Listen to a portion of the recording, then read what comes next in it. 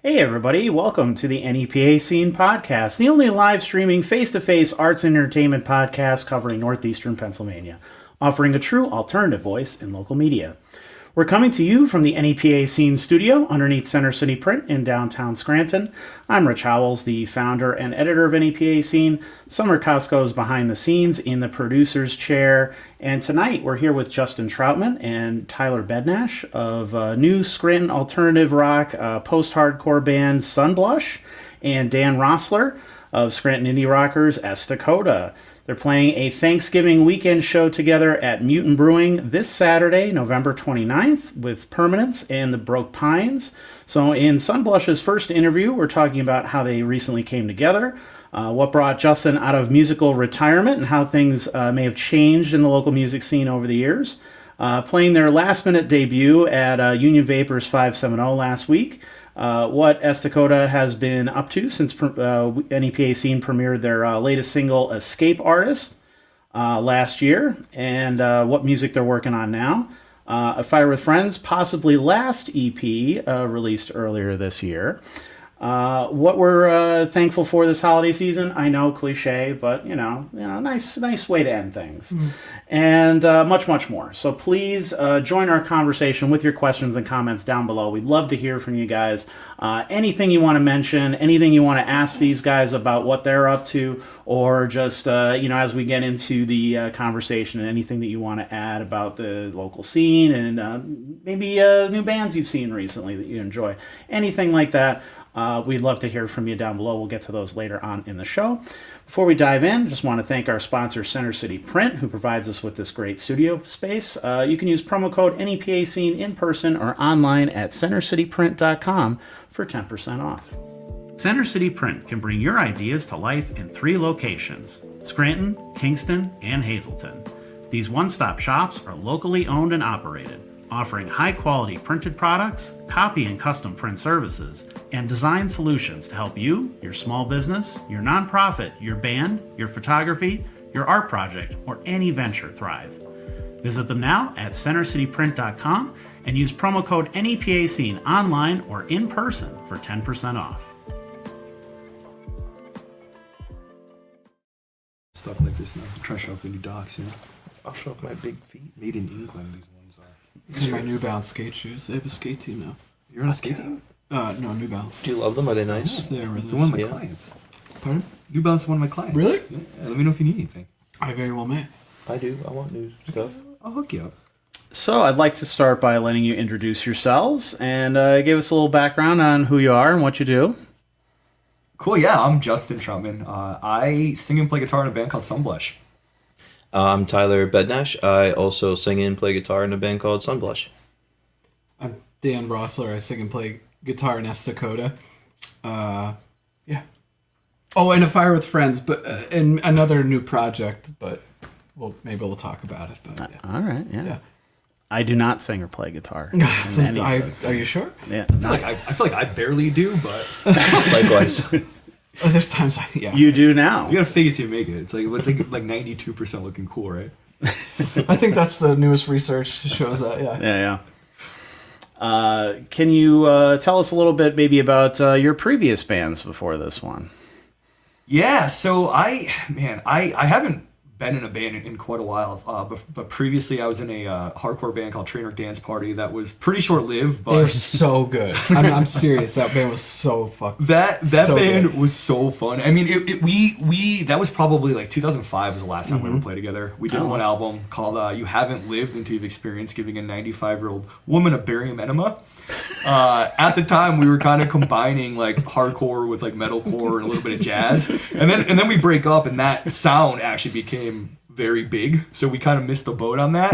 But ironically enough, we actually ended up we stopped speaking for a little while, but we all regrouped last year at the Ritz at the Norma Jean show. It was the first time we saw each other in like nearly 20 years, and there's still some talk that we might actually get back together and redo a new record or re-record some of the old stuff. But we're all like old now, and we all have like different things.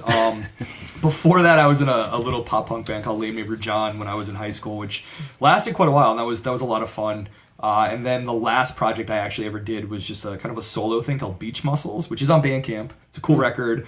I decided that I wanted to make a whole record and do everything on my own, so I made this little shoegaze record, which I am very proud of, but never played a show, because once we booked one, I couldn't figure out how to actually play any of the instruments, because I played everything, and I was like, this is going to be weird. I didn't know how to use samplers or loops or anything, so that kind of short-lived, and then Sunblush kind of started back in February? In February, yeah. Yeah. Oh, we'll get into that too. I used to be in a band called Cheap Seats. We were fun. We did our thing for a little while around the Scranton area. Famously played the Wolf Pub probably every night of the week. Yeah. You were the house band? Yeah, basically became the house band for the Wolf Pub. But yeah, Cheap Seats had its run, and now I think Cheap Seats is finally dead, so unfortunate. But, Sunblush is alive and well, and, I'm excited for that. Nice. Well, the first band I was ever in was called No West, which we were just talking about a moment ago. That I started with my cousin Brendan, one of my best buddies, just happens to be related to me. And a little bit after that's when I started A Fire with Friends. And like 2014-ish, or maybe 2013 is when Esta Coda kind of started coming together. And that's been really it. My friend Chelsea Collins, who played in A Fire with Friends with me from the beginning, and I have sort of started a new project that we're recording now, but we don't have a name. Open to suggestions. Yeah. So how do you think that those previous experiences informed what you're doing now with these current projects? I feel like, it's a lot different now. I feel like when I was younger playing that music, it was a lot just kind of, I think the only focus we had at the time was like, we want to be a huge band. So like, we really try to like do that. Now it's like, I want to write songs that I want to hear, right? Mm-hmm. And I also want to write songs that people want to hear. But like also like we have, full-time jobs and things like that as well. So it's not as like we're laser focused, but it's not like the only thing that we're focused on, which makes it a little difficult, right? But we're putting a lot of effort into it. I still want to be like the biggest band ever. Like, don't get me wrong. It's just it's a little bit like a reshift in focus. But I think a lot of it too is all of like the mistakes that I've made in those bands. Definitely trying not to recreate that. And I think the biggest takeaway from that is like, when you're playing and writing music with people, you got to make sure you like those people, like a lot. Because when you don't, it's not that fun. And then everything that you're doing just becomes like very cumbersome and you don't want to do it anymore. Luckily, I'm in a band right now with like my best friends in the entire world. Like our bass player is my cousin. We've grown up together, almost like brothers. Our drummer is my friend Dom, who's like one of like the greatest, funniest guys I've ever met in my life. Incredible drummer too. Like literally probably one of the most entertaining human beings you'll ever meet. And then we had Tyler, and it's funny, we've all like just known each other forever, but I think all of our combined experience being a band so young, we're kind of using that as the foundation and making sure we don't make those same mistakes. Yeah, I kind of agree with that. Definitely don't want to make the same mistakes I made in previous bands, trying to learn from how it was. For music at least, this is definitely not as aggressive as the stuff I used to play was. I'm not just like screaming into a microphone and give myself a headache for like an hour. But it's nice, it's different. I get to play lead in this band too, which is cool because usually I was a rhythm guitarist, so it's nice trying to get a new, spin on it, doing something different. It's fun. I enjoy it. And again, obviously I love these guys. I've known them for such a long time. When I was a kid, I'm a little bit younger than them, so I was in high school. I always thought they were the cool guys in the bands. Now I get to be in the band with the cool guys. It's kind of nice. True. It's pretty cool. We are the cool guys. He's pretty cool. He's pretty cool. Yeah.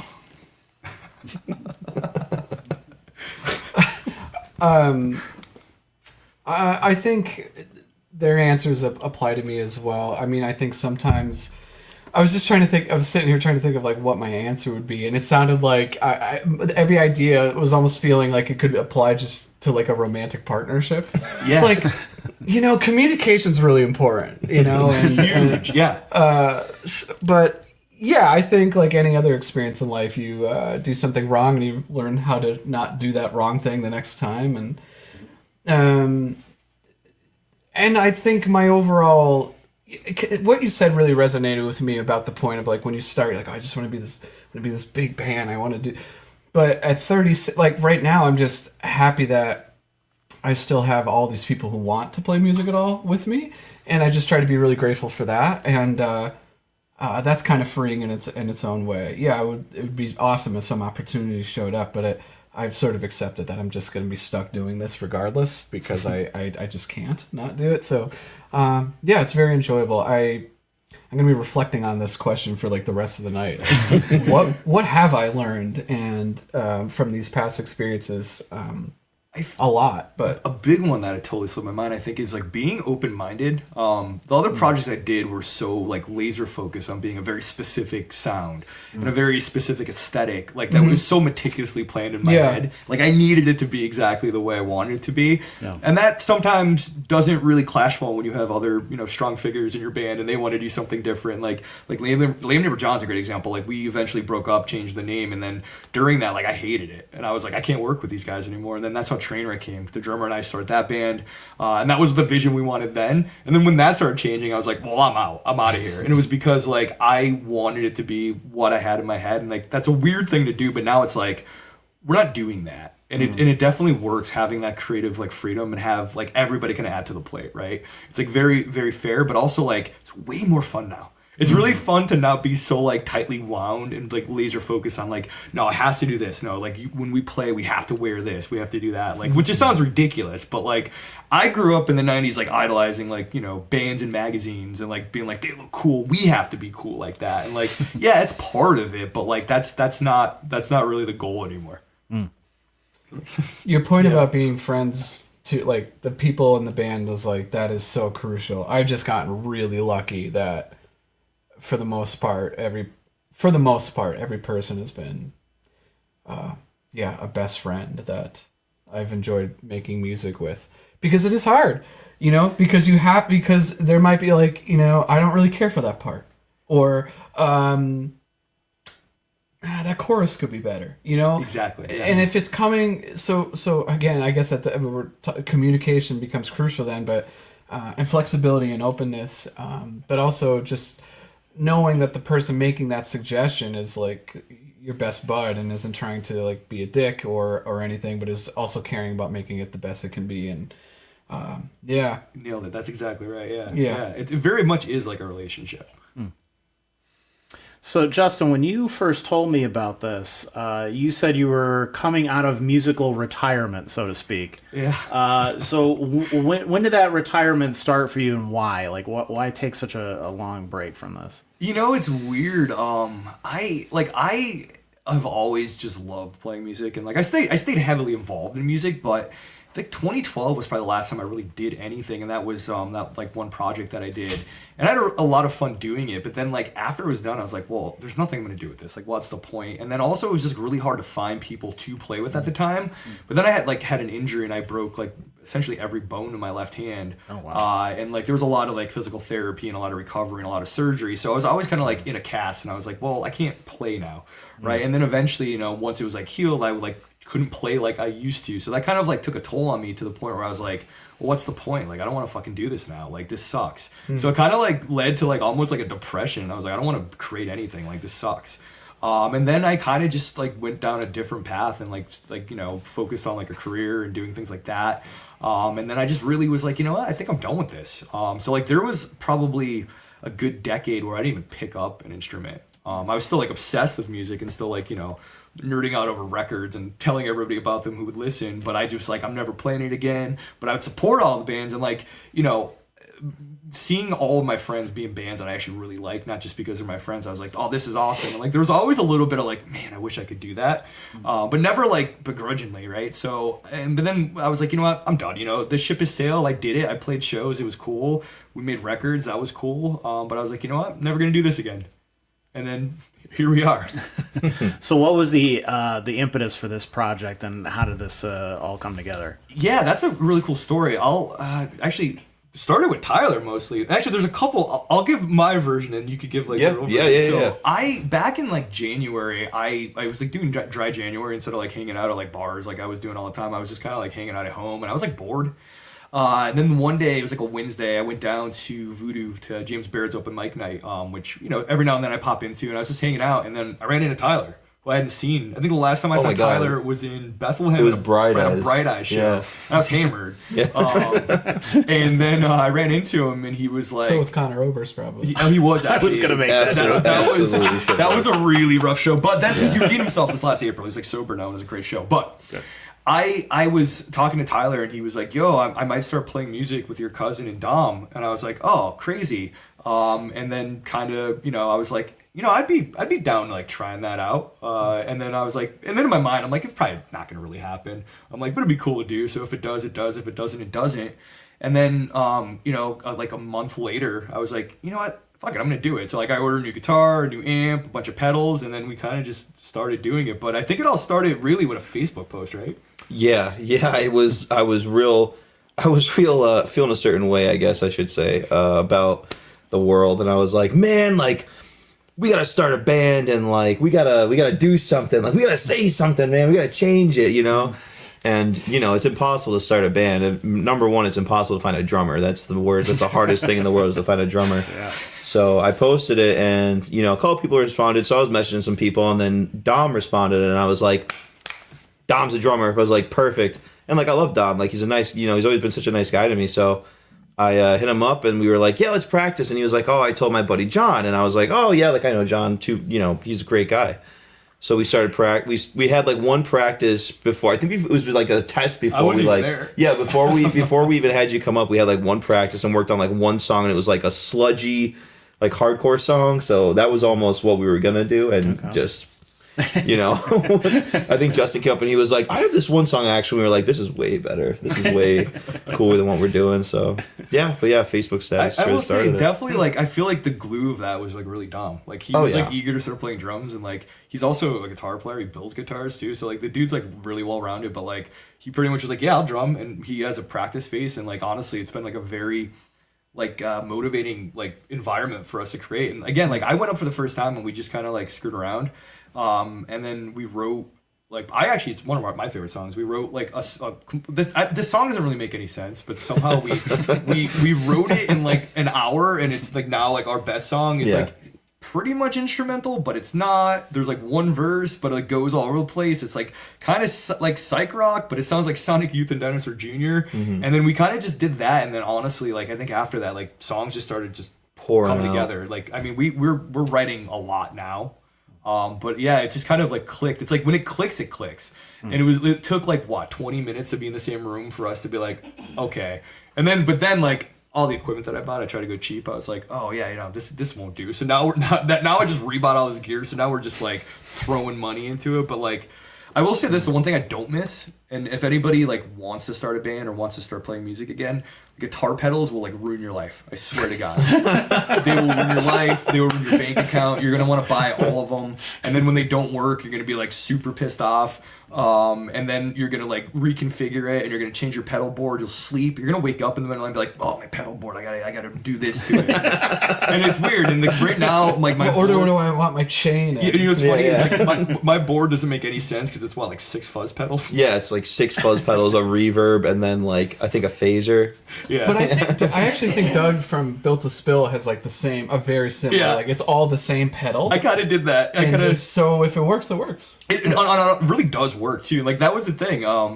But yeah, it all just kind of fell into place, and it was a little rocky at first. I mean, we were trying to figure out what we wanted to do, but we never went into this being like, we're gonna sound like this. We're gonna do this. What actually happened is we just started writing songs that ended up being a perfect combination of like what we listen to. Like I've always loved bands like Dinosaur Jr. and Sonic Youth, like noisy stuff, but I also have always been in hardcore scenes, so there's a lot of that in there. And like, we listen to a lot of the same stuff, but there's a lot of like shoegaze stuff in there too, and just a lot of just like 90s alt rock.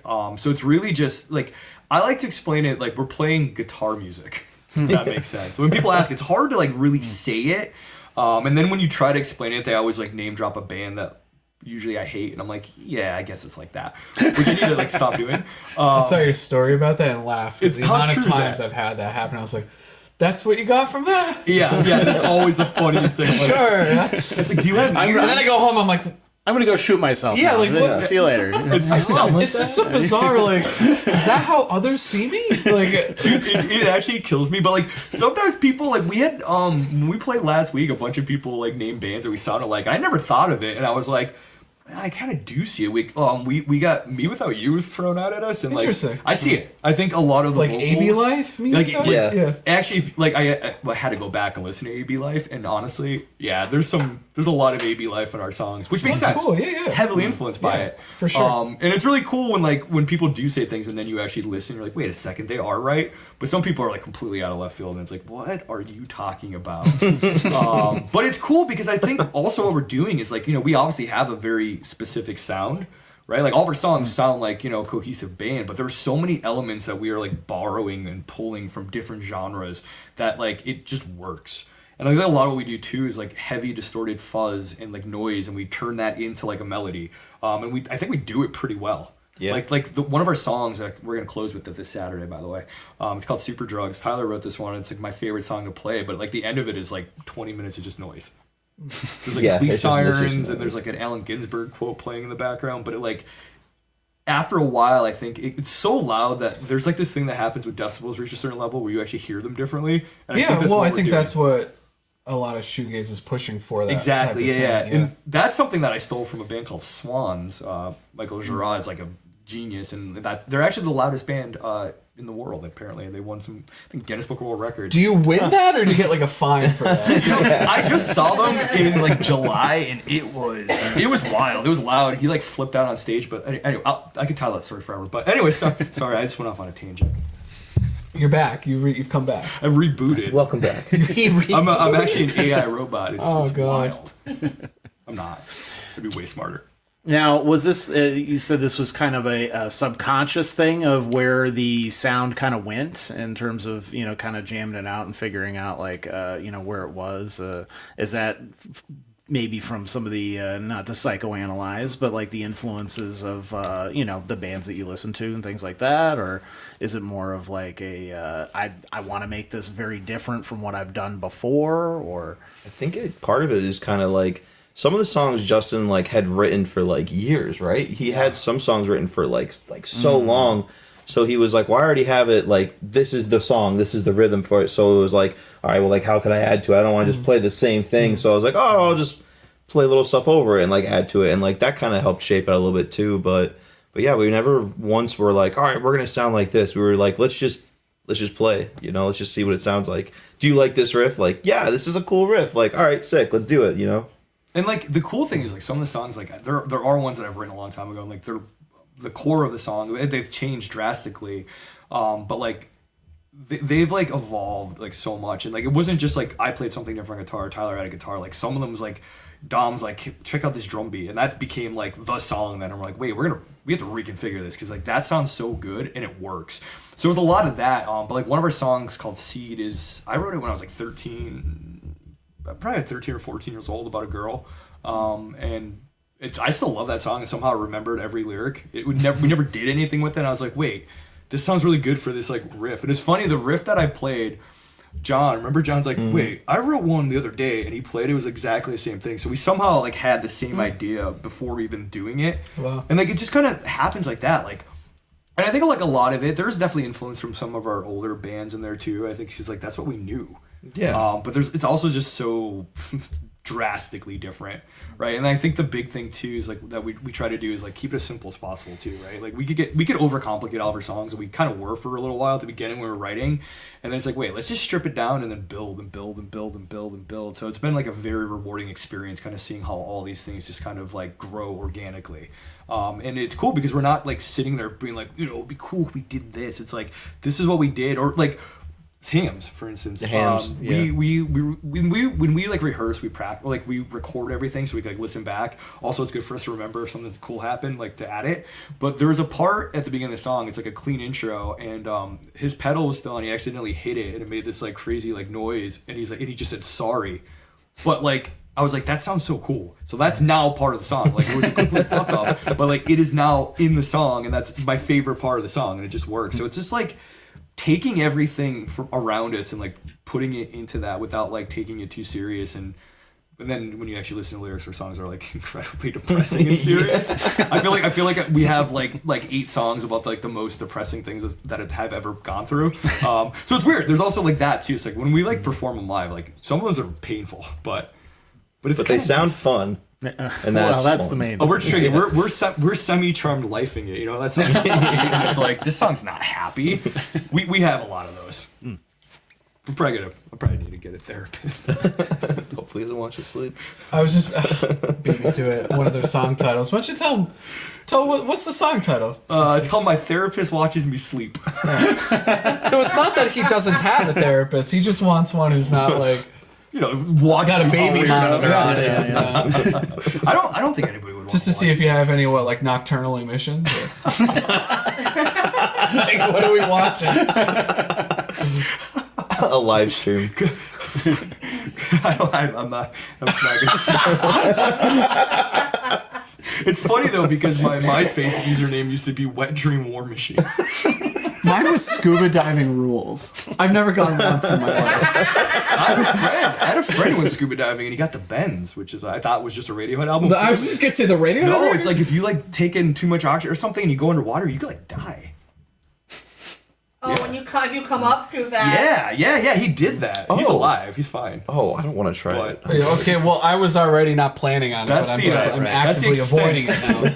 That's my extent of knowledge for scuba diving. So if anybody's doing it, let's be safe. Dan loves scuba diving. It rules. I think we met actually at a scuba diving retreat, didn't we? Oh yeah, back in 06. Oh, that was insane. I remember that. Oh, I remember I said, Dan, you're wearing the same exact banana hammock as me. Yeah. It was a problem. But we figured it out. We look good. Yeah. Weren't you guys called the Banana Boys, right? Yeah, they did call us the that. Banana Boys. That's yeah, right. we used to riff on the bananas and pajamas are going up the stair or coming down the stair. Bananas and pajamas. That was younger us. Then we got older. We wanted to be a little bit meaner, so we started. Remember that gang we started, the shit asses. Here's the thing, and this is true. If you had a gang and you called yourself the shit asses, nobody is gonna want to even like mess with you. First off, because like their first reaction is gonna be that guy has a shit ass, and nobody wants to deal with it. So like that's what I told myself if I ever go to prison. The first thing I'm gonna do is stop wiping because. You know what? That's a good plan. Yeah, That's gonna be you're gonna be very irritated. Proper planning prevents poor performance. I think who told it? That's some guy in high school. I think that's a roomie. Could have been him or like that short bald guy. I forget. From when? From high school. That's the only thing I remember. I remember that and like how to like smoke weed out of an apple. You did that too? Oh yeah, dude. Oh my goodness. Oh, I used to pear. And then I used to eat the apple pear. Dude, Yeah. You're exotic, man. Yeah. Wasn't my pear. Oh. I can't afford. You think I had pear money in high school? I still don't have pear money. We were smoking oregano, buddy. You think we had pear money? I tried that. Everybody did. It was like, oh, you smoke? No, that was. Now it's like you go to a dispensary. It's like an Apple store. But anyway. Yeah. Something feels off. Kids have it good these days. Yeah. Good for them, man. What was the question? Yeah, where were we? Never mind. Yeah. So the name Sunblush, where did that come from? Was that just kind of one of those things where you just pops up one day, or was it planned? So that's actually funny. We were like nameless for like a long time. Actually, I feel like we just decided on the name like probably 3 months ago. Like 3 months ago. Okay. But before that, I was throwing around the idea of the name Aurora Maria, which was the name of this. I was talking to a friend actually at Voodoo. A lot of this started at Voodoo. I don't really even go there that much, but we're hanging out and he was talking about an ex-girlfriend. Her name was Aurora Maria, and I was like, man, that name's so cool. And it reminded me of like a 90s like emo band. So I was thinking like Rainer Maria. I'm like, that's the name. Like we gotta have that name. And I was like committed to it, but I could tell that nobody else liked it. But I was like, no, it's cool. Everybody's gonna love it. And then I would tell people, and they're like, that sucks. And then I was like, all right, well, what are we gonna call ourselves? And then we almost went by Horse Tattoo. Oh yeah, Horse Tattoo was real high contender for that a was minute. John loved That Horse was Tattoo. thank you, John, if you're watching for that one. That Dom was had really like funny. a really So weird is that one. a thing? Do you picture that as like a horse that has a tattoo or a tattoo of a horse? Well, that's the Well, thing. It's there's, up to like its- there's a backstory It's up to there, but I'm not There's a telling- backstory? We knew someone with a horse tattoo. Yeah. Oh yeah. So we're probably gonna use this as a song title. You think you but, just come up with that gold horse tattoo out of thin air? You're right. right. But You're then- right. You're right. Honestly, like, so Sunblush was always in the mix. Like, I think originally that was going to be the name, and then I was like, I don't know. I think Aurora Marie is cooler. I still think it's a cool name, but I love Sunblush now. But I think, like, the more I thought about it, and then, like, we had, like, a logo made, I wanted it. The whole thing was having, like, a 90s aesthetic, like something like the Pixies or Dinosaur Jr., and, like, just the way it looks, like, on, like, a piece of art. Or like the way you can like write it, we usually do it all lowercase.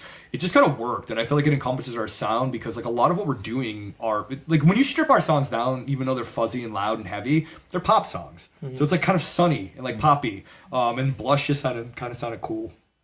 Yeah. It's a great name, and the logo looks really good. Thank you. That's Caleb from Bizarre did that. So Caleb is the man. really good designer, does great work. I think they have the skate shop has some great deals this Saturday. Small Business Saturday. Yeah, everybody Yeah, should right. definitely support that. Yep. They're And- great guys. And if you are in the skating world, Northeast Skate Crew has a skate video premiering at Ritz that same evening as our show. You could probably hit it both. Oh yeah, it's gonna be that's an awesome night. Yeah, It's gonna be an awesome night. Yep. We might even have some people come and do some skating.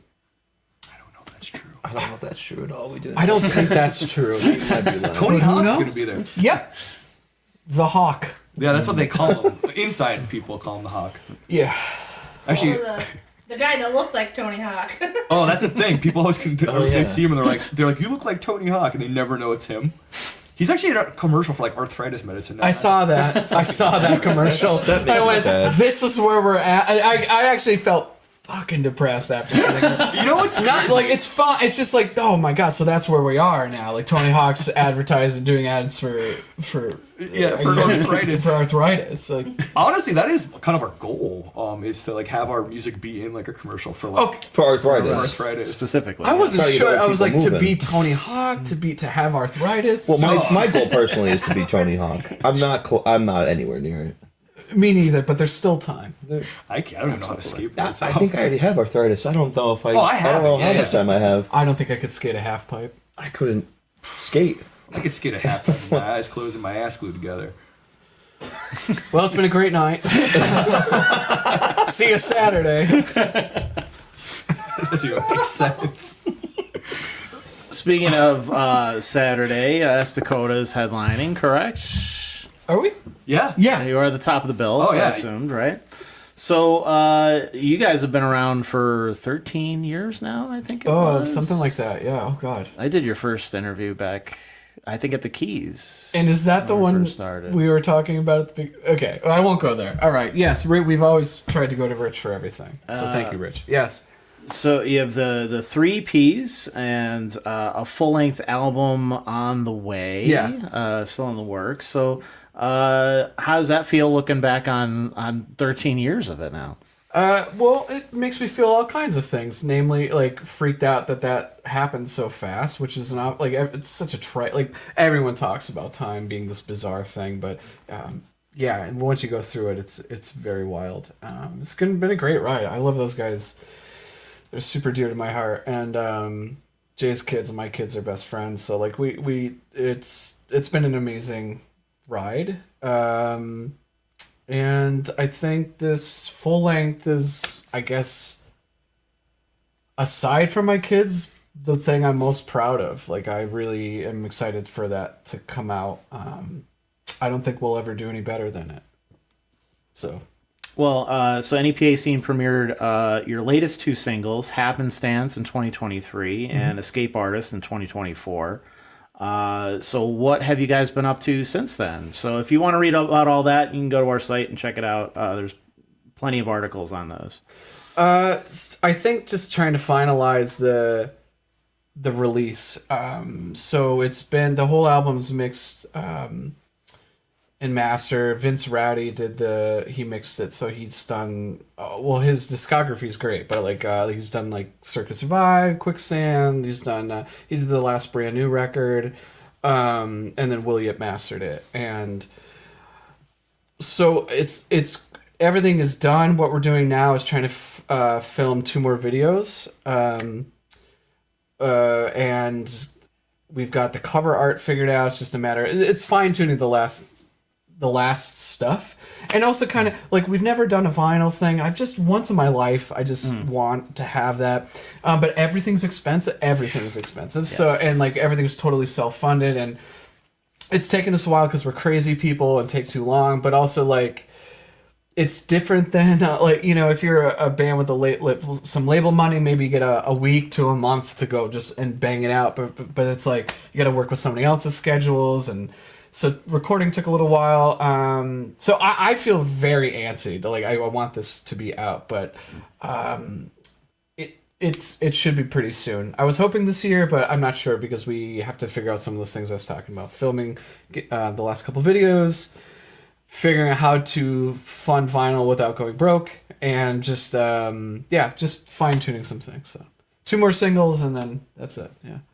So I just interviewed Ned Russin. He's going to be on an upcoming episode. Usually we do these live like we do here, but he was in town for one night only kind of thing. So I talked to him during the day or whatever, and he had some great advice about that. So we could talk about it later. You can watch the episode at some point. Ned is very when it wise, comes out. so I'll absolutely. Because he started his own label, and now he's doing everything. The vinyls, the CDs he's doing as well, because CDs cool. he feels are making a comeback and that sort of thing. So he's putting his new album is out on his own label. Cool. And he's doing everything himself. Yeah. So I was really interested to get his perspective on that, and he had a lot of interesting I'm things sure. to say that I think would help there's local much I would bands learn who from that. Yeah. are So trying to I get look forward vinyl out. Because what surprised me was I had always read it was really difficult to get vinyls made and get it done unless you're Taylor Swift or somebody like that is making way too many. Yeah. But he kind of had the opposite sort of experience. That he's like, no, it's actually more simple than you would think. And it's more about like actually just finding the people who are actually making it and contacting them and doing it. Oh, okay. As opposed to going around Through of a like service or through a service or a label or somebody else or whatever. It's just kind of going direct to the source and saying, hey, can we work this out and make some kind of deal? And that sort of that thing. would be helpful to know. Yeah. So I maybe appreciate that'll help. Yeah, and his is called what is it? Purple Circle. Purple Circle, yes, Purple Circle Records. His label, right? That's what the Yeah. Definitely, I think he said he had a website, right? Yeah. Cool. So he said definitely he wants people to reach out to him for things. Right. Yeah. So might be a good resource there. The Glitter record kicks ass. That glitter record. Yeah, is it's awesome. really good. It's great. It's really good. Yeah. I love that project. Yeah. And it's neat. The evolution of it has been really cool. Yeah. It's cool to see them full band now, like locked in. Like I've had the opportunity to see them a few times. Wasn't it just him with like a drum machine in the back? Yeah, I remember there was like it was him and a laptop. I remember and that was I think it. it was. I don't remember what it was. Fake First Carl Hahn? Productions. They did like a quarantine thing. It was like a bunch of bands. Oh. And he did like a thing in a basement, and it was cool, but it was just like a drum machine. But Yeah. great. Well, the songs are good, and they are. they're then awesome. you can pull that off. But yeah, it's neat that there's a full band behind. I love them. that. I mean, Title Fight, like definitely. I've always kicked ass. clearly, Like, yeah. Sure. knowing them is awesome. They're great guys, and like if they ever got back together, that'd be. Could you imagine? The internet's I'd be not the ready for happiest. that. No. I don't think tickets would fly. It'd be insane. The world would be able to breathe again for a little while. Like when Pokemon Go came out, everyone was happy again. Oh yeah. I wasn't. All right, I was happy for a little while. That was kind of Hit my fun. cars trying to catch a Nothing Pokemon makes me happy. in the middle of Bernie Avenue. So now, have you guys recorded anything yet, or? So like we're in the process. It's kind of an evolving thing. We're like trying to figure out like where and how we want to do it. I think a lot of what we're focused on right now is like very DIY. And I think a lot of that ethos comes just from like bands we're really inspired by. Like DC hardcore was really big for me. So like all those Discord bands, and doing it that way I think would be really cool. And I think it's a testament to the music that we're making. And we've been recording like in our practice space. We pretty much have a whole studio set up. We do need to kind of upgrade a couple things. Yeah, and it's cumbersome. And like we were gonna try to release something before these shows, and it's just not what we want yet. But what we're planning to do is probably release some demos that we self-recorded, and then probably we have a show December 7th at Guildhall with Nodding Off, which is gonna be a really cool show. I think after that we're gonna take a couple months off and like really like focus on writing, and then start booking some studio time and start working on some actual recordings. I think it's just gonna be easier for us to do it that way. But in the meantime, I think Dom had a really cool idea. Like we want to record a lot like DIY to tape and actually do like limited batches of these tapes, where each one's actually a little bit different. Okay. And then, come to shows and we'll have like 5 or 6 of those, right? So it's kind of like a little unique collector's item, but also like it's a very interesting kind of evolution of these songs. So we're kind of focusing on that. Like we kind of want it to be a bunch of different things all at once, but we will have things out very, very, very, very soon. Honestly, recording yourself is a pain in the ass. It sucks. I forgot like everything bad I've ever at it. learned about doing it too, so it's like, I think this is right. But it's also like the one thing is like when you're able to do it yourself, you could just like waste all your time doing it, and it's like we want everything to be absolutely perfect, and like there'll be like things that I might be the only one hearing the error, and I'm like, no, we have to gut the whole song. We got to redo everything. So there's that, but we're getting there. Yeah, I mean, I admire people who can record their own stuff, but there's a reason why record studios and all that kind of stuff still exists. Yeah, Like, absolutely. It's pretty obvious why you have to leave it to the professionals sometimes. Yeah, that is definitely a fact. Does it so?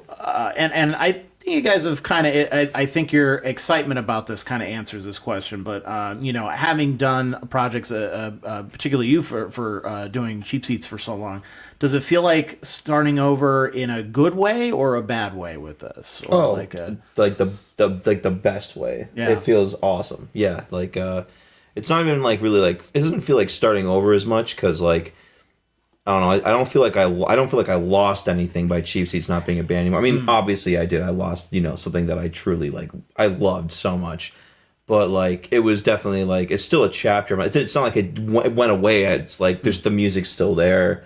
People that liked it are still there. So it's more like this is like a new chapter in music for me. So it's definitely really exciting to just, like I said earlier, like do something different. Like doing something different. It's cool. It's weird, but it's really cool, especially with how we're doing it, because we're just kind of doing it. We're not really going in any direction particularly. We're just kind of doing it and see what happens. And I think that it just sounds really cool.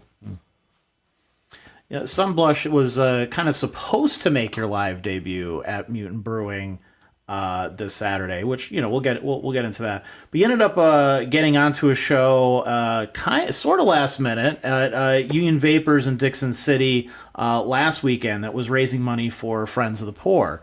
So tell us about that show. Yeah, I mean, so that opportunity, Ray Mione reached out and was like, hey, do you guys want to play? And we're like, we're actually having breakfast, all of us, before practice. I was like, yeah, I guess. But I think the reason we did that, like, first off, like, I think Tyler kind of mentioned it earlier, is like, I think the world right now is a little bit, like, I guess for lack of better words, fucked up. Yeah. And I think more than ever, we need to, like, do something to, like, help as much as we possibly can. And then when we find out there's an opportunity to like play and also like raise money in food items, especially with everything that's been going on, we're like, we have to do it. Yeah. So like that was like a no-brainer for us. So like we had planned for like the Mutant show to be like our big debut, but I was like, nah, this is like something that's important to all of us. And again, like I think when you are playing music or making any type of art and you have any kind of platform to like do something good, you should do it. Right. So that was really like kind of the reason behind it. And I was also kind of nice to get it out of the way too. Yeah. Finally play. I mean, it was fun. I had a really great time. The bands were awesome. It was the first time ever playing there, well, obviously, or actually being there, which is really cool. But it was awesome. Really great turnout. And it was a lot of fun. Yeah. Shout out to Ken. Ken, you're the man. Ken's great. Ken is indeed the man. Yeah. It was crazy. I remember, like my voice was all blown out and like my pedals didn't work, but we did it. We stripped it down and we made the best of it. It was good. Yeah, we're so sorry for any sort of pain that we put you through at this show. Weaver was doing sound. So sorry, whatever we did to you. We maybe delayed the show a little bit and and made everyone maybe hate us a little bit. No, I also extra shout out to Matt Malone. Oh yeah, thank you, Matt. Thank you. You saved the. And I've known Matt forever. Thank you so much for saving the day. Also, Sweetness were so unbelievably good. Yeah, they're dude. fantastic. Oh my god, I love that band, but they were just they were amazing. Scorchmind were awesome too. That was a great lineup. It's funny. Yeah. It's like I knew All so the many of people those in those people. bands are great. Yeah, like I've known like all the guys at Scorchmind for like ever, just from like the Jessup Sports Dome shows and stuff. Oh, so, like, shit. we go way back. That's the yeah, crazy the thing. dome, dude. Yeah. The dome. It felt Oh like my a dome God. show though. Like it was weird because like there's a lot of like younger people who are like very active in the scene, and I think that that's something that not being like, I mean, I still go to a lot of like local shows, but not a lot of all ages shows, and kind of seeing that like there is this like very strong, vibrant scene locally. Such it's amazing. a good sign. And even Yeah. like Wilkes-Barre, like I've been to so many like hardcore shows this year at the Triangle Club, which is like a really cool venue, and it's amazing to see that. And every show that I've gone to is packed, and everybody's there having a great time. So it's almost like I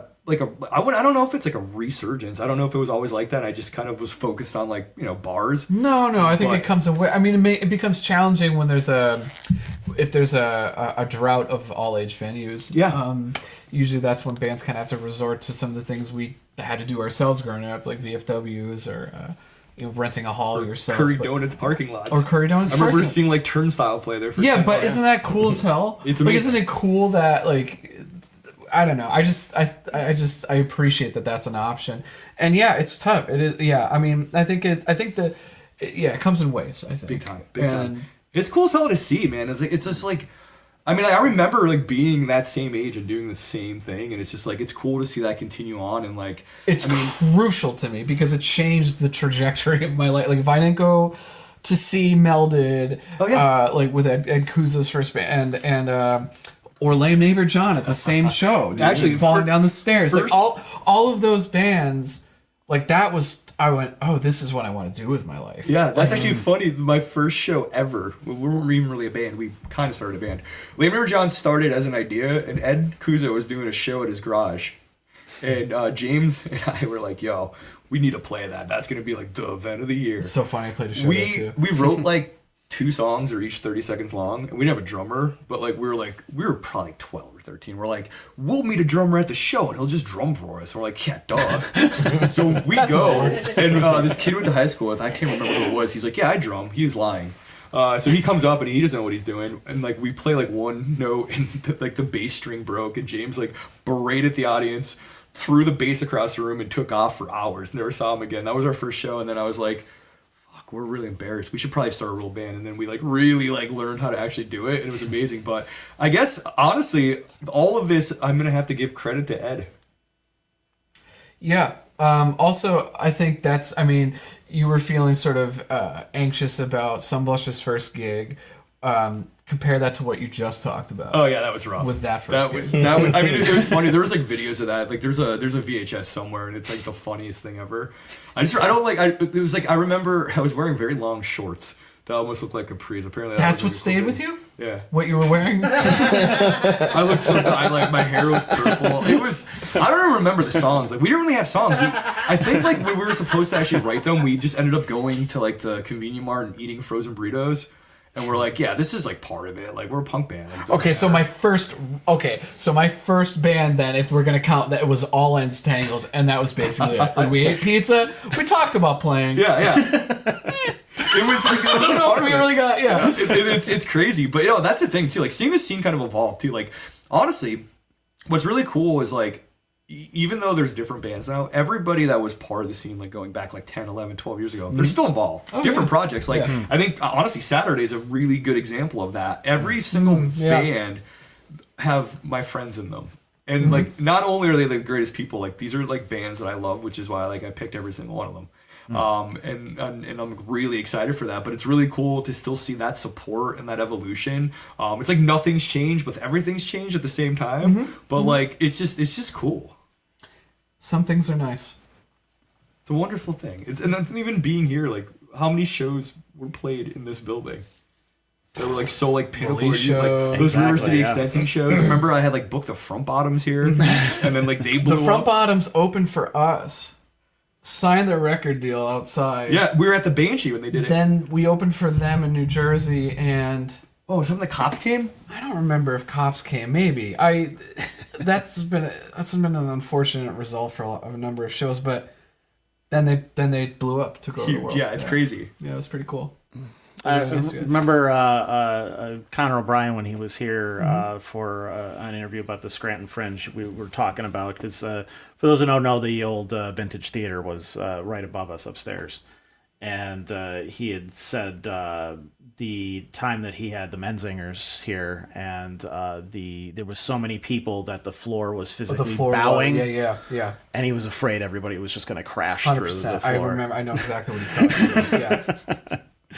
There were some wild shows that happened here, though. Yeah, There's some really good There's ones. pivotal shows. Yeah. Yeah. So I'm very fortunate and grateful to anyone who makes it all possible, because when you get to a certain age and you realize like, oh, like no, like people have to work to keep this alive and keep it going. Like It's a lot, yeah. And now I'm of the age where I feel like I'm supposed to be helping doing that, because you start as a kid.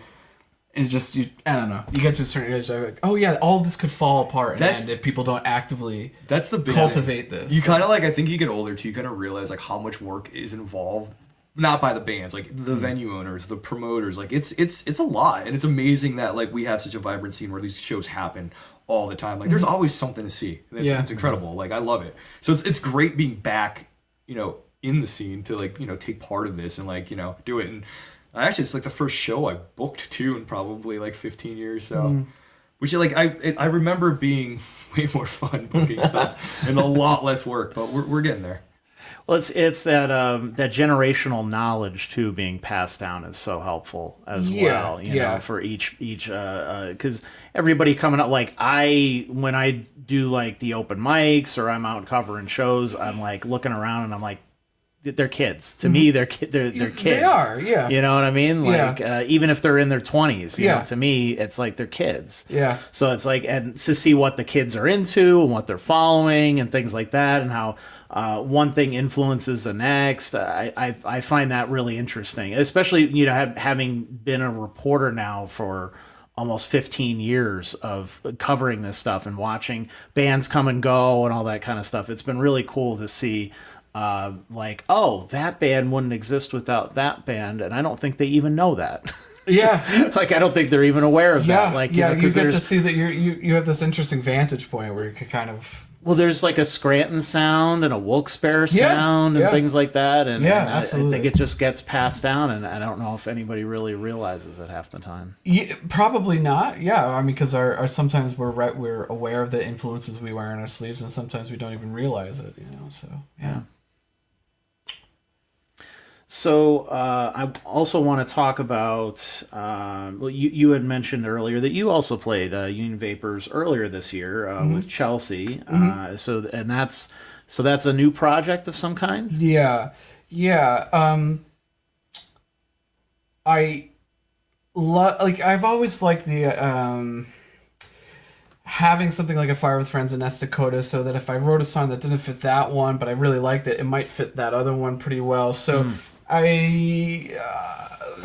it's a cliche, but going through shitty times and just needed an outlet to not lose my mind, and songwriting, that's always been there for me. So I was like, okay, well, I kind of want to do something that's really acoustic driven, and I want it to be something so that if we put together a band for an album, that Chelsea and I could still play a show and it work well, because we made the songs a certain way so that they could exist well just as a two-piece if that's what needed to be, even though I kind of have some plans for making it more of a fuller sound for the recordings. But so that's been really good. Yeah, I don't even know how many songs we have now. I love Chelsea. She's one of my, between her, Ed, and Jay, like, and my cousin Brendan, who I mentioned earlier, like, those are my songwriting people, partnerships. So I think we wanted to continue to work together, but A Fire with Friends is just difficult to get everyone's schedules together. And,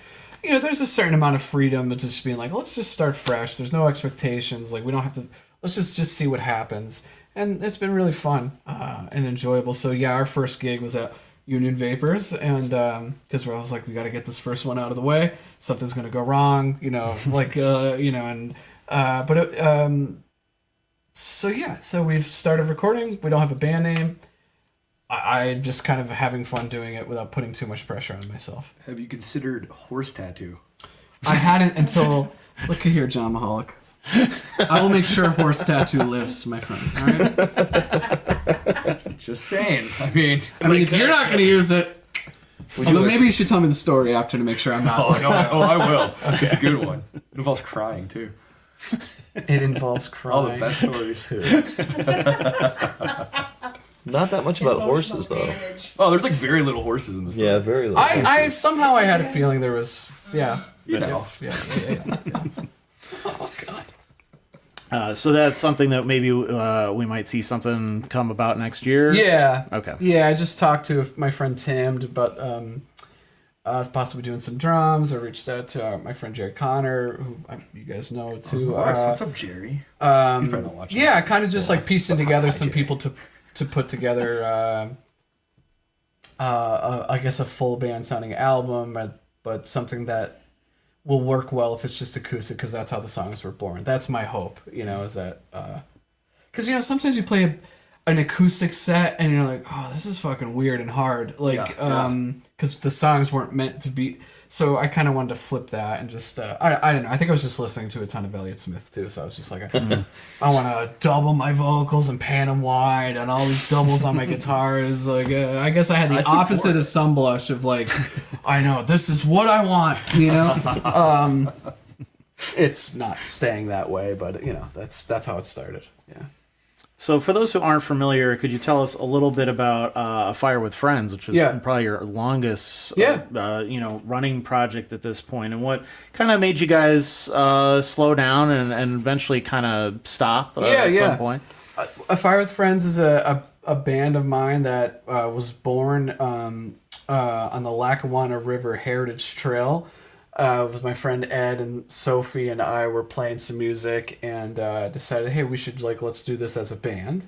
Sophie and I were doing some open mic nights, and we would practice in my mom's minivan. It was a 2000 Dodge, cherry red Dodge Caravan. We'd practice at Denny's parking lot at 1 a.m. because that was the only time that our schedules lined up. It was insane, but we were just so dedicated to that one thing so that we would do anything.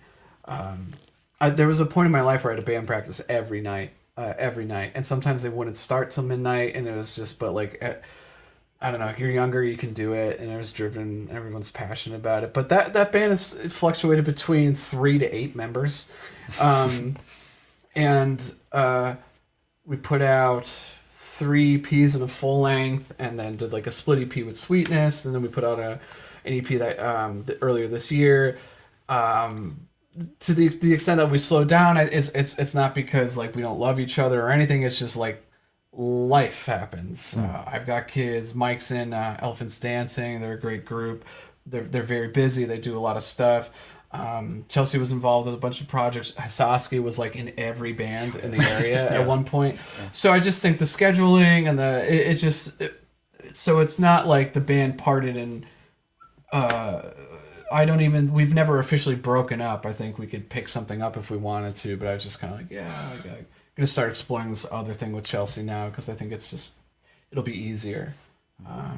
But that band is responsible for some of the best memories of my life. So honestly, I could say the same. Yeah. I feel like A Fire Friends is a big part of my adolescence, 20s, late teens, early 20s. Yeah, that was. That's really touching to hear that because tons of memories that I'm grateful for, people that I love that I'm grateful for, experiences that I'm super grateful for, both good and bad, and I don't know. I wanted to put that EP out because I was like, well, we're sitting on these songs, and I'll just put them out. Yeah. I love that EP. Yeah. So I wanted to see. So last January you released this new EP, which you said could be your final release. Yeah. So why do you think that is? Because I don't see us. I think that my creative energy is just, it's Esta Coda and this project with Chelsea, which is sometimes Chelsea and I joke, we're this is just going to be an A Fire with Friends album, isn't it? Because I was well, maybe, because I was talking to John Asowski about playing bass, and I was I wonder what Mike's doing. Maybe he'll do some drums. I'm this is A Fire with Friends. I'm trying to do something new, but it's going to be that. Yeah. Just because we didn't really have anything in the works.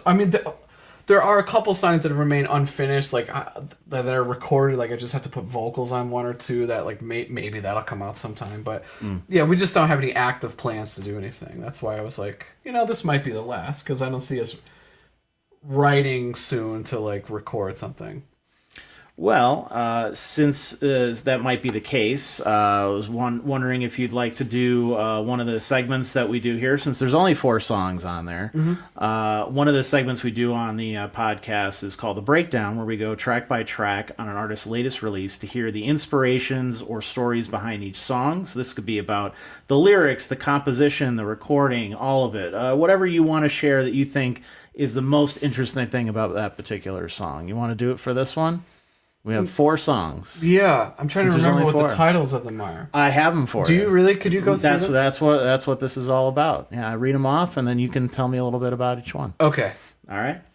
I know it's been a little bit. I know, this is actually kind of scary. Yeah, This yeah, sounds that's- stupid. You want but me I'm to like, do it? That's actually Maybe that's actually Troutman why I tag thought this team would be even a little more fun, just Yeah. because it's been a little bit, so Yeah. it might be a challenge. Okay. Okay, so Nothing. your latest EP, which is a long title, Yeah. Gods When We Dream, Beggars When We Think, was released on January 24th on Bandcamp, Yeah. where you can still stream and purchase it. And which, by the way, they sent the proceeds from the sales to NEPA Scene as a donation, which I greatly appreciate. It means a lot, because Fire with Friends was actually one of the first local bands that I discovered as well. So I wow. don't think That's I would really know cool. really a lot about the local scene without really finding you guys first and being like, holy shit, local music's good. Oh, that's really, really We have touching, really yeah. good stuff around here. That's really so nice to hear. It kind of led to a lot of different things over Very the years. cool. Yeah, that's amazing. When I interned with Joe at JL Studios, he gave me some of your stems from Pocket Leaves. Yeah. Oh, Yeah, wow. so that was one of my projects for me to graduate. Really? Yeah. Sorry about If I- some of the things that are in there. If I find it, I'll send it to you. That would be awesome. That would be really, really cool. Yeah, I got really weird with that. I remember I was beatboxing and we looked at Yo, okay, the first time I heard that, do you remember we were driving to New York City to see American football? And you're like, yo, check this out. And you played it in your car. And I was like, this is fucking amazing. It was so weird. Yeah. I was like, there's beatboxing, but it like worked flawlessly. Well, thank you. I love that. Thanks very much. See, that was a good soundtrack too for our little trip. It was good. That was good. Then we drank too many Changs. Oh, that's, yeah. I don't advise anybody to drink too many Changs. I remember I think Dom and I having like drunk and dry humor with American football. Like, my God. you guys are all playing in standard, right? Like, which is like the dumbest joke because none of their students. Anyway. Yeah, Mike was just like, what? Yeah. I think I told him, I'm like, man, I'm like, every time I see you, I'm just getting like older, sadder, and fatter. And he was like, That is actually a and he direct goes, quote. you're going to love my next record. Yeah, you said that. Yeah. And I did. I actually loved it. It was great. Yeah. Mike Kinsella is I love him. Yep. So first track is Mood Garden. Oh, okay. So the title, the EP title, and a lot of the lyrics from that come from this older German text, Hyperion. I think it's by Holderlin. I don't know why I was so into that at the time, but that's where it comes from. You know? Okay. And so that's and I just think I like the combination of mood and garden, and that's that's why we named it that. So, yep. And that was, I think, the one single that came off of that too, that you released beforehand. Yeah, that's right. And then next we have Together We Can Take Everything. Oh, so that's from a Langston Hughes poem, and I make a reference to Langston Hughes in there, who I think is one of the finest modernist poets of the ever. That could be a whole separate podcast, but that was a song that's very long, and I was very inspired by Jimmy Eat World's Goodbye Sky Harbor, just the final track on their second full-length Clarity. And there's just this, it's just like the meat of the song happens, and then there's just like this extended outro where these certain things loop, but things get slowly added in. Do you remember Fresno's? Dude, I was just gonna. Oh my God. I was thinking about Fresno's and how we played Goodbye Sky Harbor on Twice. the jukebox. Yeah, Twice I ago. was like not down with the people who were there. People Kind of assholes. love that. So I was like, what if I put on Goodbye Sky, which is like a 20-some minute song, Do it twice in a row. And like the people would stare. They knew it was us. Yeah, and then they left though. They did leave. We'd be the corner with like beers this tall. Those beers were gigantic. So They're like it was $2. So that song, I was just like, oh, I want to do that. I want to do my version of that. So that was what that song was about. I miss Fresno's. I miss Fresno's too. I'd rip Fresno's right now.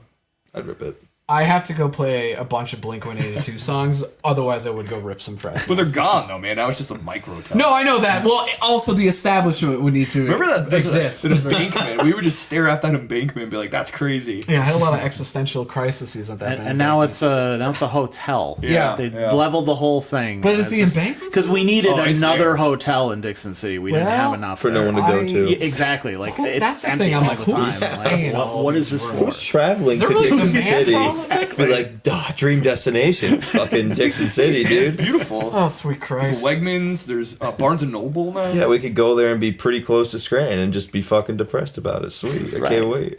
Well, I mean, there's not even even if you were to rent a room, you'd look outside and it's like, well, we've destroyed all of the nature now in Dixon Yeah, City. there's Oh my God. There's barely anything Growing left up at this there, like point. around that, it's so drastically. Yes. Yeah. Wild, It's all man. torn Like, up now. Buy It's all- Wegmans is insane to me. Like, Yeah. I feel like they've been doing this for like what 15 years. And I feel like all they're doing is just driving around and flattening stuff. Like, what are they doing? Yeah. It's never gonna be done. I don't know. Nothing. I don't know. I And they can't just make the imagine. road all dirty, and they're always stuck behind a street sweeper, and it's insane. But I'm not gonna get My And then- car's all dirty. and then half the shit's empty. Yeah. You know, It's- like How long it's wild. How long ago did they get rid of the old, what was it, the old Walmart or Kmart by Wegmans? Oh, Right. that sucked when they got rid of that. Because like I would, when we were young hooligans, we would like We would also do race. You race the carts from Wegmans over there, and then there was a hole in the wall in this old Walmart. You could get in there. Yeah. Oh yeah. Never trespass though. no, of course not. I've never done that in my life. I've never broken the law. I've actively done it.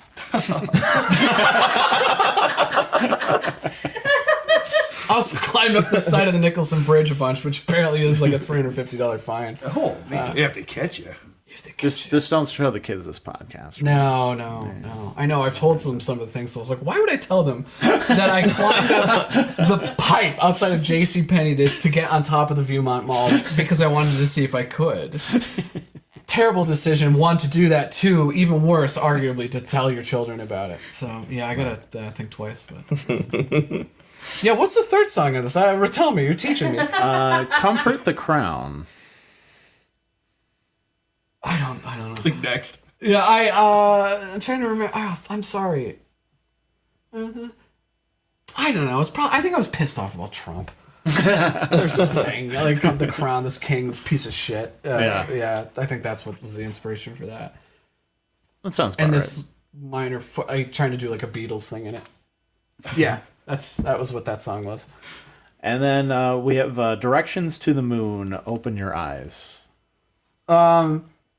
Can't really remember the words, so it's hard for me to remember like the theme, like lyrical theme to that one and the previous one. But I do remember this being a song that was born on my Garage Band demo. Garage Band, wow. Yeah, on my Going phone. Yeah, there was a time because and actually I'm kind of back to it because I don't have my Pro Tools set up right now. But like I remember being like, that kind of works. I like this, and sent it, and I liked the owl emoji that I could put in the file name. This is really the stuff you tune in for. Yeah. I really like how that EP came out.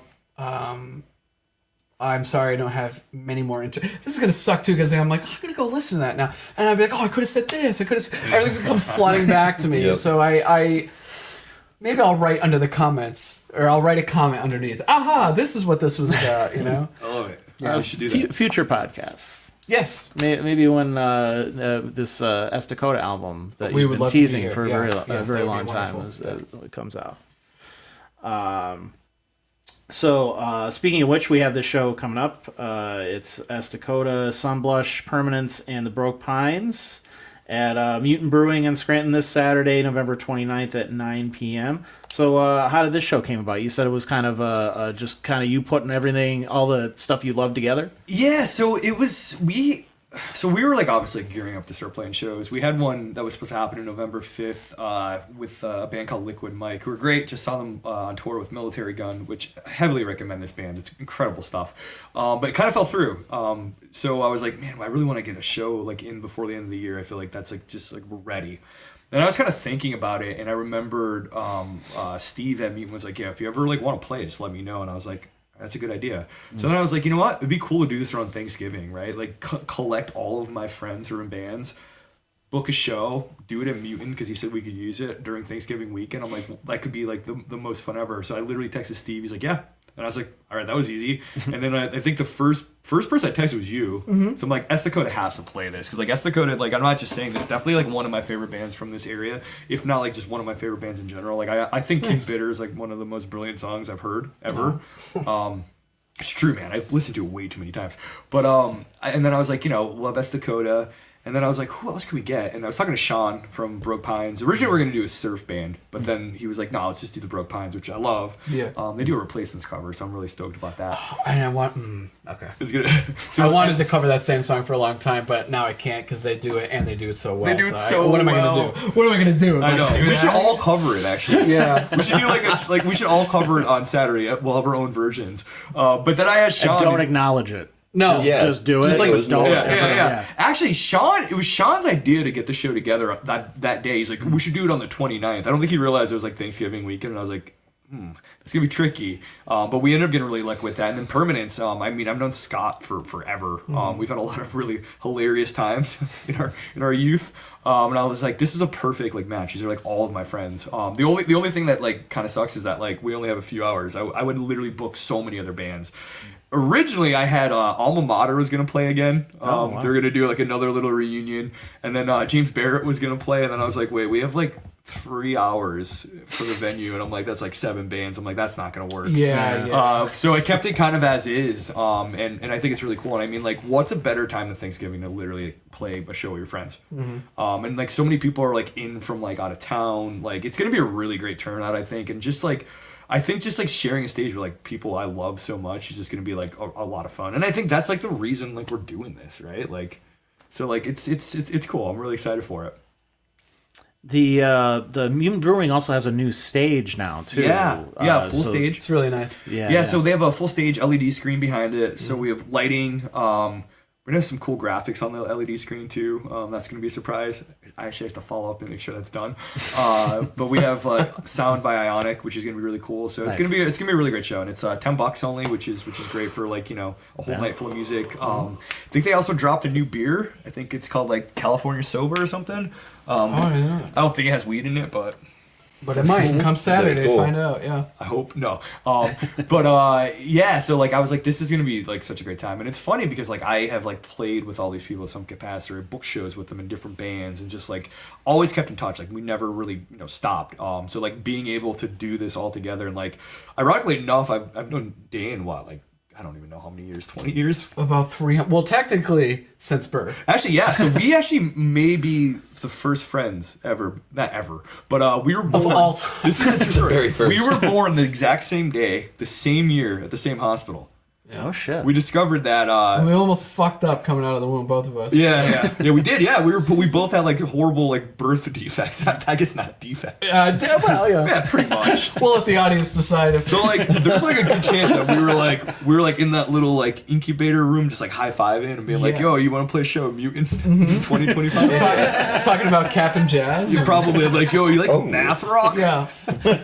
So yeah. I can't do math, but I love math. Yeah, I hate math, but I love the music. But yeah, I mean, it's just cool. Like, you know, even though we've known each other forever, like Trank Dance Party, like we weren't really like friends then. Like we knew of each other, and then I think we actually became friends like at Penn State. Penn State, yeah. Where I remember I used to see you in the hall, and then like we just kind of started hanging out, and the rest is like history. Yeah, like Greg from Menzingers was there. Yeah, around that time, Greg too. I was in a film class. with him. When Greg dropped out of Penn State and moved to Philly for the Menzingers, I dropped out right after him because he was like my only friend. And then Dan was my only friend. And I also dropped out. Yeah. And I didn't go anywhere. Then I went back. I think I spent that entire semester at Penn State with Greg, literally in like the computer lab, listening to Menzingers demos. That's great. That's a good semester. I recently I ran into him. I think like when they played that acoustic gig at the Bog. Yeah. And we were talking about that, and he was like, yeah, actually he once introduced him to an ex-girlfriend. He's like, I went to college with your boyfriend, and like he's like, we didn't go to class. He's like, we just chain smoked the whole time, which accurate. Yeah. But yeah, no. So like that's like the whole part of the show is just friends, right? And I think just supporting each other and just having like a really good night. Like again, like everything's like shitty and weird and awful. And, like I feel like 3 hours during a holiday week, like or weekend, like it's gonna be great. It's gonna be a good time to just kind of unwind, enjoy some music, and I think every band is a little bit different, but yet still kind of the same. Like so, I'm really excited to like play with these guys, and it's honestly I'm more excited because I actually like love these bands and I love the songs. So like I get to be a spectator, and I don't have to pay the cover. Oh yeah, that's fucking sweet. That's dude. why. That's the only reason I'm doing this. So I can go to It's the only time I play Get in shows for free. Yeah, this is the only great. reason, really. That's the only reason I'm forgot. doing it. And that's the big secret. Yeah, I really wanted to see Esta Coda, but no way am I paying $10 to fucking see him, dude. Yeah. That's highway robbery, man. To go. Yeah, that's crazy, dude. And if anyone is available, immediately after I leave here, I Oh, yeah. go to Waldo's to play a bunch of Blink-182 songs that I hope I remember. Whoop, whoop. And if cover sets are your thing, next Friday, Jack Shroff does. Sean Flynn and Jeremy Burke are doing an Oasis tribute, and I will be DJing a bunch of Britpop music. Yeah. Which is not my other new thing. I'm back into DJing. Yeah. But it's not like I'm not doing like fun DJing where like it's like ooh, and people and dancing on a mic. I'm like just playing like sad songs and mixing them. I'm gonna stand there, but you could tip me and it's awesome. You could still take ecstasy though. Yeah. And Oh yeah, no, I'm gonna take like a lot of ecstasy. Sure. I'm gonna be sweating in the corner playing The Cure. Sweating in the corner and playing The Cure. It's gonna be awesome. That's the next song title right there. My jaw's gonna be swinging. Yeah, I think you're right. You is a remember great that in title. case he Sweating in the doesn't, yeah. corner, listening to the Cure. I think that's money. that should be the Yeah. record's title. But Oh shit! yeah. You heard it here, folks. Yeah. We just wrote like a Yeah. whole record just now. I don't really have anything else fun coming up tonight or doing anything, but I did also drop out of Penn State. I did want to add that. Yes. I did want to add that I dropped out of Penn State. Fuck you, Penn State. No, their English department rules. I went back to and Oh yeah, we take that back. yeah. But F the rest of it. Yeah, the Yeah. rest of it sucks. Yeah, math is so stupid, dude. What do you mean imaginary numbers? You know what's funny? I thought I was in a How come imaginary numbers don't work with my fucking bank Aren't they account? all fucking This is a imaginary? true story. When I went to Penn State, I had a class and it was a math class, and I sat in this class for like 3 days, and it was like I think it was a golf class. Because like we were learning about golf strokes. I think it was like an elective, and I was in the wrong class for like a long time, and I was like, "What the fuck does this have to do with math?" Yeah. So I don't know if I actually dropped out or if I failed that because I was too stupid to realize I was in the wrong room. Oh, I might have failed out. I don't remember. How much math? Anyway, yeah. I don't do any math. How much math did you do, man? Dude, I'm so mathed That's up. so fucked up. So much math, bro. This new math though is. You ever try to do that? You probably have to do it with the kids. I'm not there. They changed it. You can't just change math. Whoever did that, stop. Yeah. I think you're either a math-loving musician or music lover, or you're an English one. Yes. And I love math. I don't like English, but you're like, Dan over there. I'm the Dan other likes English. side of it, yeah. With his literary references over here. Oh, yeah, well, yeah, but don't ask me to, like, count a time signature, apparently. Well, that I can do. As long as we don't exceed, like, a certain number. There is a little bit of math, I guess, involved in what we do. Yeah. He said something about poetry before. I don't know. When did you read a poem? Me? Yeah. Oh, I read poems all the time, man. Me too. Totally. I'm still stuck on math, though. Like, I think Newton invented calculus at, like, 27. Or actually, it might have been Leibniz. There's this whole interesting debate about this.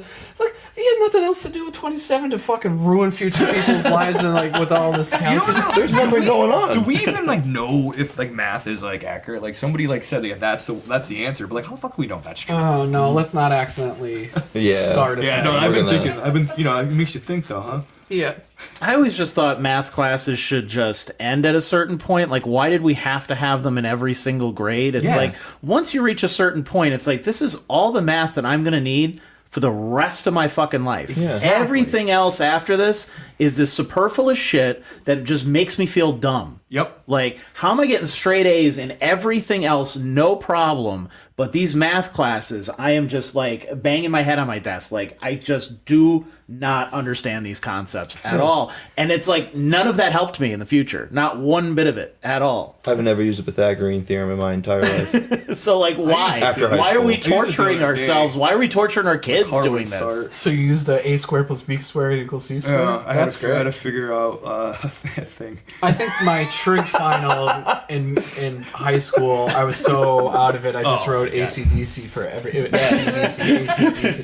Because I know the guy like was like into like hard rock and stuff, but like older. So, but he I don't think he thought it was as funny. I used to think that statistically C was the right answer most of the time. I feel like that was a thing that got said a lot. I just Write really it down. Press, fill in C. do that one. Yeah. Yeah. But he really got like 25%. Yeah, right. I got here. I have a degree. What are we grateful for? Oh.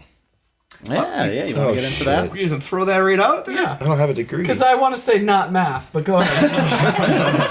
Oh man, I feel like I'm very grateful this year. It's been a really good year coming out of like a really bad one last year. So I'm like really grateful to be able to like do what I'm doing right now. Like just literally just enjoying life and then like playing music with like, you know, these three dudes who I like love dearly, like Dom, John, and Tyler are great. Like it's fun. Like we were very productive at practice, but we also like have a lot of fun. But we never just like, oh, let's like goof off. Like it's always like we're like laser focused. We're getting it done. And the fact that we're able to like now do this and play it for people, it's a lot to be thankful for. Oh, it's my favorite thing in the world. I love it. I mean, it's like so what I look fun. forward to. Like work gets crazy, and then like, you know, going up there, like worst day ever, or, like being stressed out, just playing. It's like it's gone. It's like therapeutic. Yeah. Honestly, it's great. And like that and just like, you know, family and like. You know, last year was rough. Like my parents' like house burned down, so like it's really good to see them like back on like, you know, stability. Yours again. too?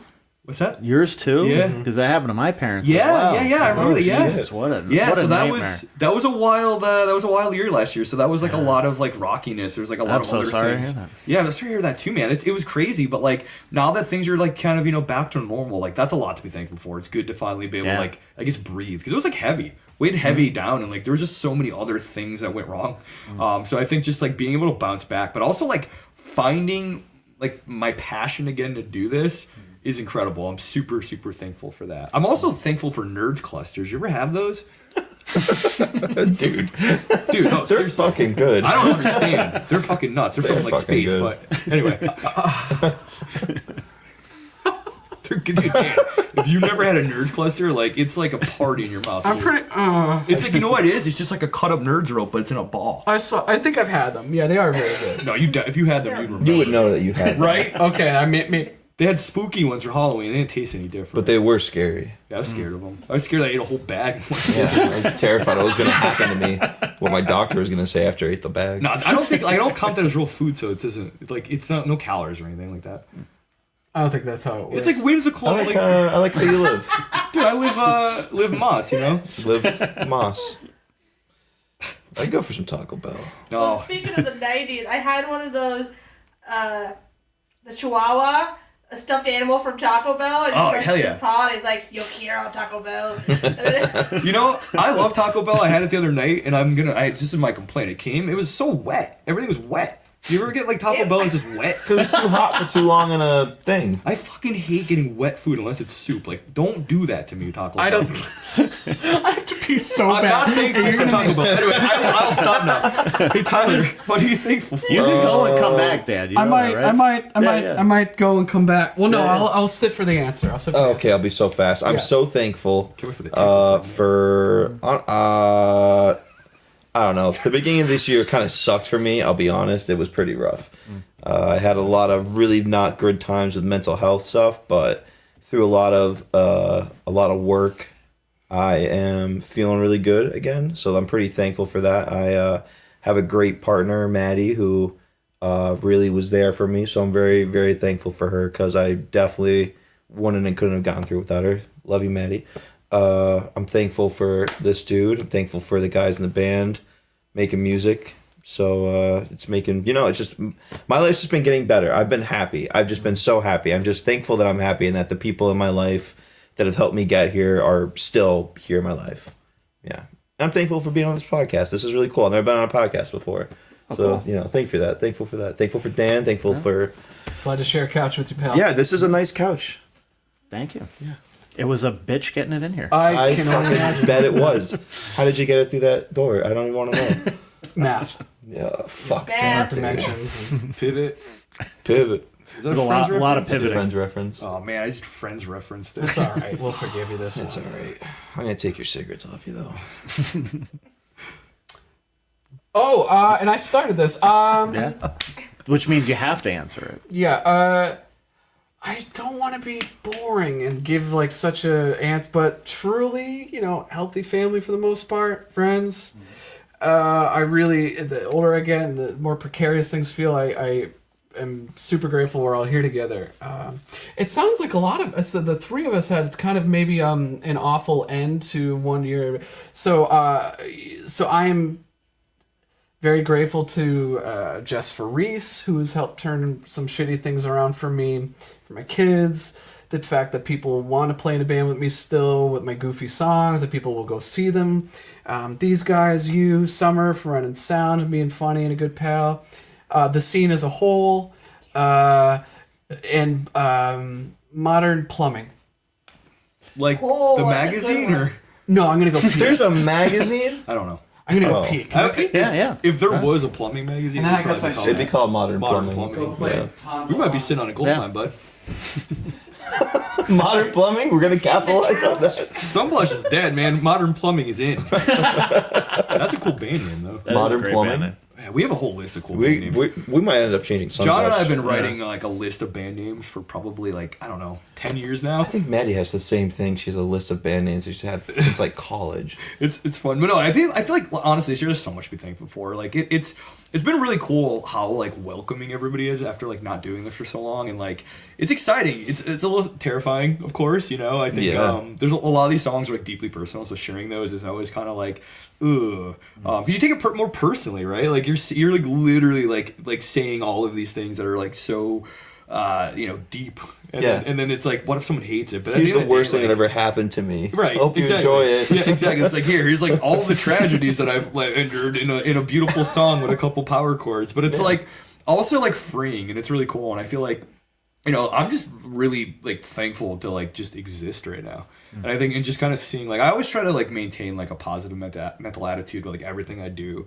And like I feel like this year in particular is like kind of hard to do that when you like look around and like everything's like blowing up and on fire, and it's like, oh man, where are we gonna go? But it's like people are still really great, and people are great to each other, and that's like something that like I want to encourage too. I think everybody needs to, to quote two very sage poets, Bill and Ted, be excellent to each other.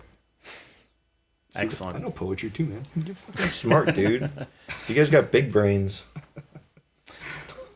Let's see. We have some comments. You want to read those fast? Yeah. Before we wrap up here. Let's see. Mr. Bobby Keller says, Justin forgot to mention he was in the band X Steve Mason X. Oh, I also forgot X White Hoodie X. Bobby was also in those bands. There's a band photo too. It's pretty cool. Actually, Jess was in that band too. It wasn't real. Oh, well. X Steve Mason X though. I think we're doing a reunion show. We're probably gonna do Riot Fest. I think A lot of pull. Oh yeah, obviously. Well, once you're on here, once you get the NEPA Sky's the scene limit, bump, baby. This is, I mean, We're gonna be a modern plumber. Bro. I don't know if I could get better than this, to be honest with you. we have Dom on YouTube. He said, "I still think Watches You Sleep is better." Oh yeah, so that's our drummer. yeah. So That's that dumb. I feel like we've all called this song differently. So the song is called "My Therapist Watches Me Sleep." But Dom really wants it to be "My Therapist Watches You Sleep." So I guess we could take a poll. Okay. So yeah, leave your choice down. It in is the comments. creepier if you say you sleep. Maybe I Yeah. like that more. All right, maybe Dom wins this one. Yeah, Dom might have won that one. And then we have Madeline says Sunblush is sick. Oh, that must be. Is it Presto George? I was gonna say it's. Yes. That's my. Hey baby, that's my fiance. She's got a crazy last name though. Yeah, I wasn't even gonna attempt it. Yeah, That's- I know. No one ever does. A lot of times I just stick with first names because it's just that's easier way when I'm reading easier. the comments. Oh, I think I have to go play Blink-182. Yeah. Yeah, Yeah? I think I'm supposed to be set up right now. Oh, I should probably shit. go, yeah. Yeah, All right, Dan, we love you, man. we love you, buddy. Yeah. Wait, Nah, just dude, it's cool. This is a cool like addition. this is kind of funny. I got. It's like, oh, I just saw the time. This is like something that would happen on like an E show, like on the E network, where someone's like, oh, we should stage a fight. You know what, man? Yeah, I was just reading the comments and finishing up. The one so. comment, Oh, beautiful. said Dan Dan sucks. That's fine. They're not wrong. They're not Oh, necessarily. that didn't work out. Anyway. You don't suck though. I love you so much. I'm not even going to attempt this. YRAG, Rag. These guys rule. Lakeland for life. And they are so good looking. Who's that? Who? Oh wait, You're why? Oh, Gary. it's Gary. Yeah, it's Gary. Only $10 in a new beer. That sounds sick. Hell yeah. Love that. Let's see. Dom says this will do horrors for John's gout. I'm not sure where that comes from. Oh yeah. Yeah, John's got a Fair. flare up right now. It's gonna be rough. Tim says Esta Coda is the best. Go Dan. Oh, thanks, Tim. True. We agree. Let's see. Michael John McDonald Oh, Mikey Mac. says, "What a great group of dudes." We love Mike. Scorched Mind says, "Have we seen you guys recently?" Spelled seen. That band kicks so much Yeah. ass. Fucking Like, bad. they're really cool. Unbelievable. Gnarly That band. that crowd went nuts. I was really nervous for the table that I was sitting at. I was afraid for the me that I was standing there. Yeah, it was rough. I was afraid. Not gonna lie, I was pushing those speakers a little bit farther. I saw that. Yeah, that was lively. But that was definitely one of my best sets in a while, I think. Oh, it was that was great. sweet. Everything Not sounded that so the good. whole night wasn't good, but I was like, It sounded amazing. It was dialed in perfectly. It was a great show. thank you. Good. And I'm assuming you guys plan to top it this weekend. Oh yeah, we're gonna top it. We'll be able to actually do like the full like thing that we do. Like there was a lot of like missing pieces just from like not having pedals. But like I mean we played the songs a little stripped down, but like they sounded different because that's not what they sound like. But they were Yeah. good. Like They were good. we know what we're doing, you know? Yeah. Right? All right. Until we screw up every single song. We're gonna fuck up bad Yeah, but the best part is no one's gonna know. because I never heard it, unless they were at the last show, which sounded different. So they never fucking heard So it. we'll never know.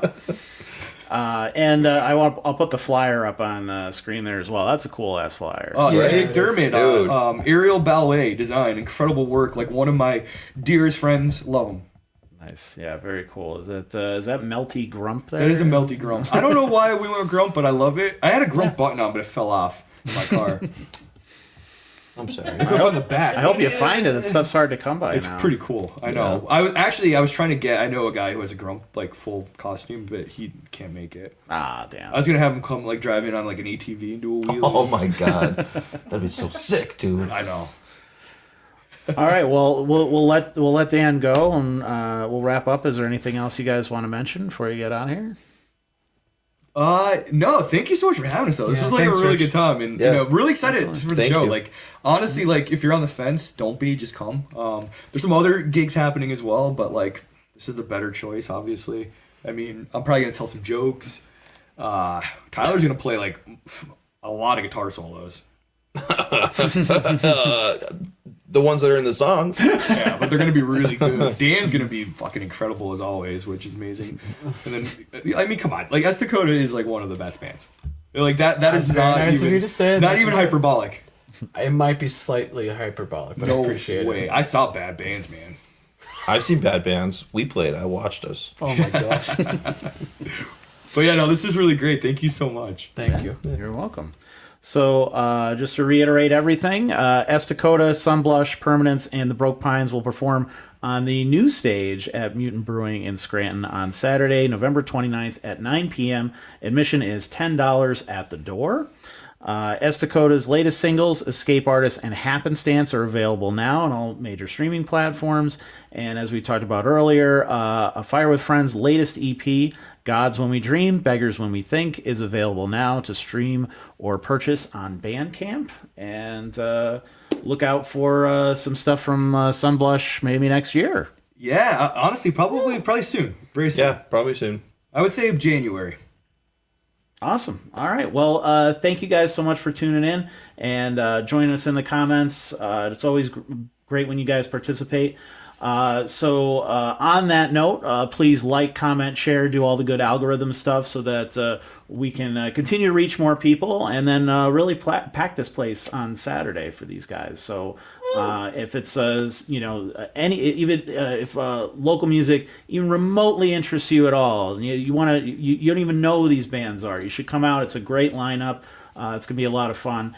And you guys sharing everything on social media really does help. It also kind of breaks it up from all of those. I'm sure we're gonna have some nice stories, like our nice Thanksgiving posts of people saying they're thankful, and then we're gonna have lots of political stuff because lots of people are gonna get into fights at dinner and all that good stuff. So like let's maybe push that down in the feed a little bit and push this kind of stuff up. So thanks so much. We're thankful for you guys.